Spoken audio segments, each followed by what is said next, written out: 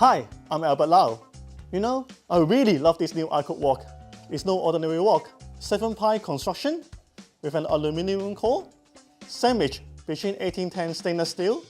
Yeah, it sounds technical, but this allows for even heat distribution, which results in faster cooking. And today, I'm going to show you how versatile it is, as we'll be using it for steaming and braising. As I prepare some Hong Kong style Portuguese chicken and steamed garlic prawns. And this is a Lau family favorite. I've got 500 grams of chicken thighs that I've chopped into chunks, mixed with my special chicken marinade, which consists of salt, turmeric powder, curry powder, and some plain flour.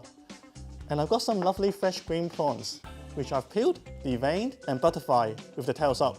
Okay, let's heat up the iCook wok. And of course, here's up fast with beautifully even heat. I've added a tablespoon of vegetable oil, and then I'm going to fry up 2 tablespoons of minced garlic, just till it's fragrant. Now spoon of hot garlic oil along either side of the prawn. We'll just let the garlic infuse while we get the chicken cooking. I'll add another tablespoon of oil to the iCook wok and fry up some chopped onion on a medium heat. Again, just till it's fragrant. Now add the chicken and some cooking wine, and we'll just give it a quick stir. Next, I'm going to add some chicken broth, tomatoes and potatoes, and mix it all together. Now I'm going to cover the wok with the lid and continue to cook it on a medium heat for 5 minutes. Okay, that's ready.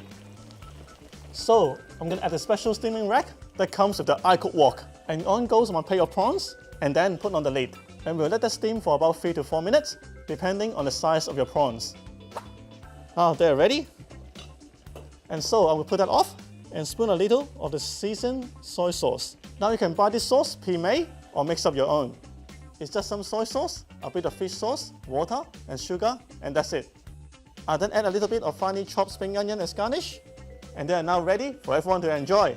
Now to finish off the chicken, I'm going to add some coconut milk and some evaporated milk and mix that all together. I'll put a lid and continue to cook it on a medium heat for 5 minutes.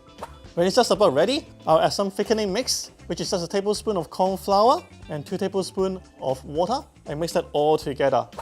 And the chicken's ready. I'll serve it up on a plate, garnish with coriander, and it's ready to serve.